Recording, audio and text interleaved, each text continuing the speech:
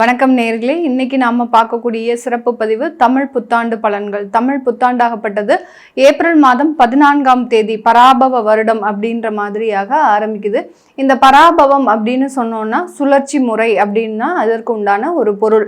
ஆனால் ஜோதிட ரீதியாக பார்த்தீங்கன்னா இந்த பராபவ வருடத்துல ஒரு சுழற்சி அப்படின்றது வெற்றி அப்படின்றது ஒரு தோல்வியையும், தோல்வி அப்படின்றது ஒரு வெற்றியையும் குறிக்கக்கூடிய ஒரு அமைப்பாக தான் இந்த பராபவ வருடம் இருக்க போகுது. யார் யாருக்கெல்லாம் நீங்க நன்மைகள் கிடைக்கல அப்படின்னு நினைக்கிறீங்களோ அவர்களுக்கு எல்லாருக்குமே ஒரு நன்மைகள் கிடைக்கக்கூடிய ஒரு ஆண்டாகவும், தோல்வியே இல்லாத சில நபர்களுக்கு இந்த ஆண்டு ஒரு தோல்வியை கொடுக்கக்கூடிய ஒரு ஆண்டாகவும் தான் இந்த பராபவ வருடம் இருக்க போகுது. இந்த வருடத்துல இருக்கக்கூடிய கோச்சார கிரகங்களின் நிலவரங்கள் அப்படின்னு பார்க்கும்போது வருடம் ஆரம்பிக்கும் போது அந்த சூரியன் சுக்கிரன் சேர்க்கை அந்த மேஷ ராசியில இருக்கு, மிதுன ராசியில குரு பகவான், அடுத்து சிம்ம ராசியில கேது பகவான், கும்ப ராசியில ராகு பகவான், அடுத்து சனி பகவான் மீன ராசியில இருக்கிறார்.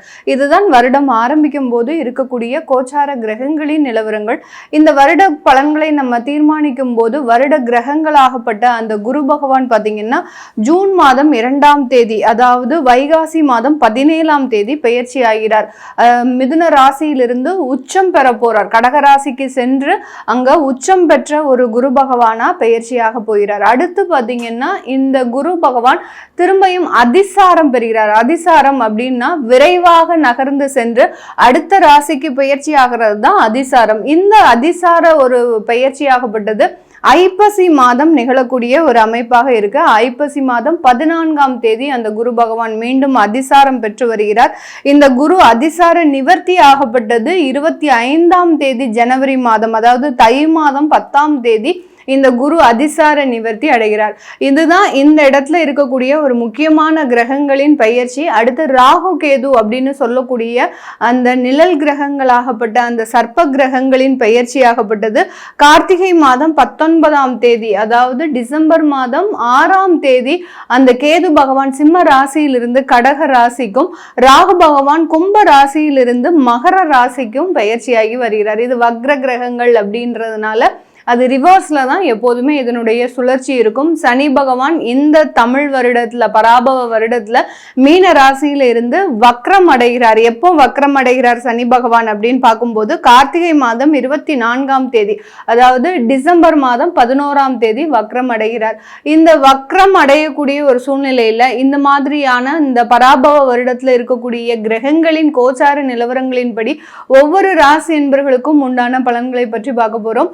அந்த பலன்கள்ல நமக்கு என்ன மாதிரியாக இருக்கு, ஒவ்வொரு ராசிக்கும் என்னென்ன ஏற்ற இறக்கங்கள் இருக்கு, நீங்க எந்த மாதிரியாக சில விஷயங்களை மாற்றிக்கணும் அப்படின்றதுதான் இந்த பதிவுல தெளிவா பார்க்க போறோம். இந்த சேனலை முதன்முறையா பாக்குறீங்க அப்படின்னா சப்ஸ்கிரைப் பண்ணிக்கோங்க, பெல் பட்டன்ல ஆல் ஆப்ஷன் சூஸ் பண்ணிக்கோங்க. மகர ராசி என்பவர்களுக்கு பராபவ வருடம் தமிழ் புத்தாண்டாகப்பட்டது ஒரு சுழற்சி மாற்றத்தை கண்டிப்பாக கொடுக்க போகுது. நிறைய மகர ராசி என்பவர்கள் தன்னுடைய வாழ்க்கையவே இழந்திருப்பாங்க. அந்த வாழ்க்கையில பார்த்தீங்கன்னா உறவுகளை முதல்ல இழந்திருப்பாங்க. பண ரீதியான இழப்புகள் நிறைய இருந்திருக்கும்.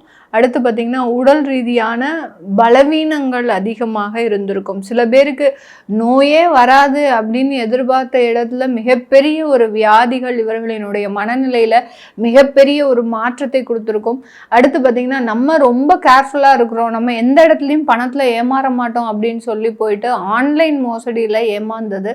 அடுத்து பார்த்தீங்கன்னா அந்த யாருக்காவது கடன் கொடுத்து அந்த நீங்கள் சிறுக சிறுக, அதாவது குருவி எப்படி கூடு கட்டும், ஒரு கொஞ்சம் கொஞ்சமாக எல்லா இடத்துல இருந்து எடுத்துட்டு வந்து அந்த பொருட்களை சேகரித்து கூடு கட்டுற மாதிரி இந்த மகர ராசி என்பவர்கள் தன்னுடைய வாழ்நாள் முழுவதும் ஒரு 25 வருடத்திற்கு சேமித்து வைத்த பணத்தை ஒரு நம்பி ஒருத்தர்கிட்ட கொடுத்து அது திரும்ப வராத ஒரு சின்ன பிரச்சனைகள், இந்த மாதிரியாக எல்லாம். அடுத்து உறவுகள் ரீதியான பிரிவு, இவர்களுக்காக தான் நம்ம வாழ்ந்தோம் அப்படின்ற இடத்துல அவர்களே உங்களை ஏமாற்றி போறது, இந்த மாதிரியாக எல்லாம் இந்த மகர ராசி என்பவர்களுக்கு வாழ்க்கையில இழக்காத ஒரு அமைப்புகளே கிடையாது. எல்லா இடத்துலயும் இழந்தாச்சு, இன்னுமே இழக்கிறதுக்கு என்னுடைய உயிர் தவிர வேற எதுவுமே இல்லை அப்படின்னு சொல்லக்கூடிய அளவிற்கு இந்த மகர ராசி என்பவர்களுக்கு தன்னுடைய வாழ்க்கையில ஏதாவது ஒரு புது அத்தியாயம் வராதா, ஏதாவது ஒரு வாழ்க்கை மாற்றம் வராதா, அந்த வாழ்க்கை மாற்றத்தினால இனிமேல் எனக்கு இருக்கக்கூடிய பிரச்சனைகள் கொஞ்சம் கொஞ்சமாக தான் தீரணும்னு எதிர்பார்க்கிறேன். இந்த மகர ராசி என்பவர்கள் இன்னைக்கு நம்ம வாழ்ந்து நாளைக்கே நம்ம பெரிய ஆளா ஆகணும் அப்படின்ற மாதிரியாக கதையே கிடையாது. இவங்க கிட்ட உழைக்கணும், உழைச்சு சம்பாதிச்சு படிப்படியாக முன்னேறணும் அப்படின்னு எதிர்பார்ப்புகள் அதிகமாக இருக்கு. அந்த முன்னேறின ஒரு விஷயங்கள் கூட எல்லாத்தையுமே இழந்துட்டீங்க. திரும்பியும் ஸ்கிராச்ல இருந்து ஆரம்பிக்க வேண்டிய ஒரு சூழ்நிலை. வெளிநாட்டுல இருந்து சம்பாதித்து எல்லாத்தையுமே செஞ்சுட்டு கடைசி இன்னைக்கு திரும்பியும் மறுபடியும் முதல்ல இருந்து ஆரம்பிக்கக்கூடிய ஒரு சூழ்நிலை இருக்கு. நான் இப்ப வெளிநாட்டுல இருக்கணுமா, இல்ல வெளிநாட்டுல இருந்து என்னுடைய சொந்த நாட்டிற்கே போகணுமா, என்னுடைய சொந்த ஊருக்கே போகணுமா, இனிமேல் என்னுடைய வாழ்க்கை என்ன ஆக போகுது அப்படின்ற மாதிரியான கேள்விக்குறிகள் அதிகப்படியாக இருக்கக்கூடிய இந்த மகர ராசி என்பர்களுக்கு இந்த காலகட்டம் உங்களுடைய இந்த தமிழ் வருடத்துல உங்களுடைய வாழ்க்கை முழுமையாக மாறக்கூடிய ஒரு நேரம். உங்களுடைய 7ஆம் இடத்துல குரு பகவான் உச்சம் பெற போறார். 7, 8 என்ற ஸ்தானத்தை அடையிறதுனால வெளிநாட்டுல இருக்கக்கூடியவர்களுக்கு நிறைய வாய்ப்புகள் உங்களை தேடி வரக்கூடிய ஒரு நேரமாக இருக்கும். இந்த வாய்ப்புகள்னால அதிகப்படியான ஒரு வளர்ச்சிகளும் இருக்கக்கூடிய ஒரு நேரமாக இருக்க போகுது. ஏன்னா இந்த மகர ராசி என்பர்கள் தன்னுடைய வாழ்க்கையில நினைத்து பார்க்க முடியாத அளவிற்கு ஒரு உச்சத்தை அடைந்திருப்பாங்க.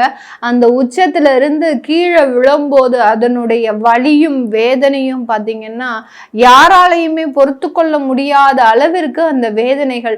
இதை பார்த்து இந்த மகர ராசி என்பர்கள் படக்கூடிய வேதனைகளை பார்த்து இவர்களினுடைய பெற்றோர்கள் பார்த்தீங்கன்னா இனிமேல் வாழ்க்கையில நம்ம உயிரோட இருக்கணுமா, தன்னுடைய குழந்தைகள் இவ்வளவு ஒரு பாடாப்படுறாங்களே, தன்னுடைய வாழ்க்கையில இவ்வளோ பிரச்சனைகளை சந்திக்கிறாங்களே, அவர்களுக்கு அந்த தெய்வம் கண்ணை திறந்து பார்க்காதா அப்படின்னு சொல்லக்கூடிய அளவிற்கு இந்த மகர ராசி அன்பர்களினுடைய பெற்றோர்களினுடைய மனவேதனை பார்த்தீங்கன்னா யாராலையுமே விவரிக்க முடியாது. அந்த வேதனைகளுக்கு ஒரு சொற்களே கிடையாது. அளவு கடந்த ஒரு மரண வேதனையை அனுபவித்து கொண்டிருக்கின்ற இந்த மகர ராசி அன்பர்களினுடைய பெற்றோர்களின் அமைப்பாகப்பட்டது இந்த தமிழ் வருடத்துல மிகப்பெரிய ஒரு மாற்றத்தை கொடுக்க போகுது. ஒரு நிம்மதியான, இப்போ நம்ம உயிர் போனா கூட ஒரு நிம்மதியாக போகணும் அப்படின்ற அளவிற்கு அந்த ஒரு நிம்மதியான ஒரு மூச்சை விடக்கூடிய ஒரு தருணமாக தான் இந்த மகர ராசி என்பர்களுக்கு இருக்க போகுது. தன்னுடைய குழந்தை இவ்வளவு கஷ்டப்படுது, தன்னுடைய குழந்தை வேலை இல்லாமல் திண்டாடுது, தன்னுடைய குழந்தை திருமண பாக்கியம் இல்லாமல் திண்டாடுது, தன்னுடைய குழந்தை பாக்கியம் இல்லாம வருத்தப்படுறாங்க. இந்த மாதிரியான அடுக்கடுக்கான பிரச்சனைகளை அந்த பெற்றோர்கள் மனதில் சுமந்து கொண்டு வேதனையோடு வாழ்கின்ற காலம் எல்லாமே நிவர்த்தியாக கூடிய ஒரு வருடமாக தான் இந்த பராபவ வருடம் இருக்க போது. 7.5 சனியினுடைய முற்றிலுமான நிவர்த்தியை இந்த மகர ராசி என்பர்கள் இந்த தமிழ் வருடத்துல அனுபவிக்கக்கூடிய ஒரு நேரமாக இருக்கும். காதல் போன்ற விஷயங்கள்ல நிறைய ஒரு ஏமாற்றங்களை அனுபவிச்சிருப்பாங்க. ஒரு 3 வருட காதல், 4 வருட காதல், இது எல்லாமே ஒரு நிமிடத்துல ஒரு நாள்ல இவர்களுக்கு எடுத்தறிந்து பிரிவை நோக்கி பயணிக்கக்கூடிய ஒரு நேரமாக இருந்திருக்கும். அதனுடைய வலியும் வேதனையும் மிகவும் ஒரு சொல்வதற்கு இயலாத ஒரு நிலைமையில இந்த மகர ராசி என்பர்கள், அதாவது ஒரு நடைப்பிணமாக இருப்பாங்கன்னு சொல்லுவாங்க இல்லையா, ஏதோ ஒண்ணு போவாங்க, டெய்லி காலையில எந்திரிச்சு மெஷின் மாதிரி தன்னுடைய வேலையை பார்த்துட்டு வீட்டுக்கு வந்து சாப்பிட்றது செய்யறது இப்படின்ற மாதிரியாக எந்த விதமான செகண்ட் தாட்டுமே இருக்காது. அந்த அளவுக்கு அந்த காதல் போன்ற விஷயங்கள்லாம் மிகவும் ஒரு வருடிக்கொண்டு இருக்கின்ற ஒரு சூழ்நிலையாக தான் இருக்கும். இதிலிருந்துலாம் மீண்டு வரக்கூடிய ஒரு நேரமாக தான் இந்த தமிழ் வருடம் இருக்க போது. இந்த காலகட்டம் சொத்துக்கள் சம்பந்தப்பட்ட சில வழக்குகள் இருந்து நிவர்த்தி அடையக்கூடிய ஒரு நேரம். அந்த சொத்துக்கள்னால நமக்கு இந்த சொத்து வந்துரும் அப்படின்னு நினைச்சு நீங்க சில விஷயங்கள்லாம் அந்த சொத்துக்காக சில விஷயங்களை செஞ்சிருப்பீங்க. கடன் வாங்கி பர்சனல் லோன் போட்டு அந்த சொத்துக்காக சில செலவுகள் எல்லாம் செஞ்சிருப்பீங்க. அது எல்லாமே உங்களுக்கு இல்லை அப்படின்ற போது அதனுடைய வேதனை மிகப்பெரிய ஒரு வேதனையாக இருந்திருக்கும். இது எல்லாமே அந்த சொத்துக்கள் மூலமாக இருக்கக்கூடிய ஒரு வழக்குகளும் நிவர்த்தியாகக்கூடிய ஒரு நேரமாக இருக்கும். விவாகரத்து வழக்குகள் எல்லாமே இந்த காலகட்டம் ஒரு மியூச்சுவல் அண்டர்ஸ்டாண்டிங்கோட மீண்டும் சேருவதற்கு உண்டான ஒரு நேரம். விவாகரத்துனால என்னது, மியூச்சுவல் அண்டர்ஸ்டாண்டிங்கோட பிரியறதுக்கு தான் உண்டான ஒரு தருணம். ஆனால் இந்த மகர ராசி என்பவர்களுக்கு இந்த தமிழ் வருடம் ஒரு மியூச்சுவல் அண்டர்ஸ்டாண்டிங்கோட நம்ம 2 பேரும் ஏன் இப்படி சேர்ந்து இருக்கக்கூடாது, ஏன் நம்ம பிரியணும் அப்படின்ற மாதிரியாக தனக்குத்தானே தன்னைத்தானே உணர்ந்து அதாவது 2 பேரும் கணவனும் மனைவியும் சேர்ந்து வாழ்வதற்குண்டான ஒரு தருணமாக தான் இருக்க போகுது. இது எல்லாமே நம்ம கோச்சார நிலவரப்படி பலன்களை கணிச்சு சொல்லியிருக்கிறோம். உங்களுடைய சுய ஜாதக தசாபுத்தி பலன்களை பார்க்கணும் விருப்பப்படுறவங்க கீழே இருக்கிற நம்பருக்கு வாட்ஸ்அப்பில் அப்பாயின்மெண்ட் வாங்கிக்கிட்டு கன்சல்ட் பண்ணிக்கலாம். உங்களுடைய குழந்தைகளுடைய ஜாதகம் எழுதணும், அடுத்து நியூமராலஜி படி பெயர் வைக்கணும்னு நினைக்கிறவங்களும் கீழே இருக்கிற நம்பருக்கு வாட்ஸ்அப்பில் மெசேஜ் அனுப்புங்க. அதற்குண்டான விவரங்கள் தெரிய வரும். உங்களிடமிருந்து விடைபெறுவது உங்கள் ஆஸ்ட்ரோ பூர்ணா. நன்றி, வணக்கம்.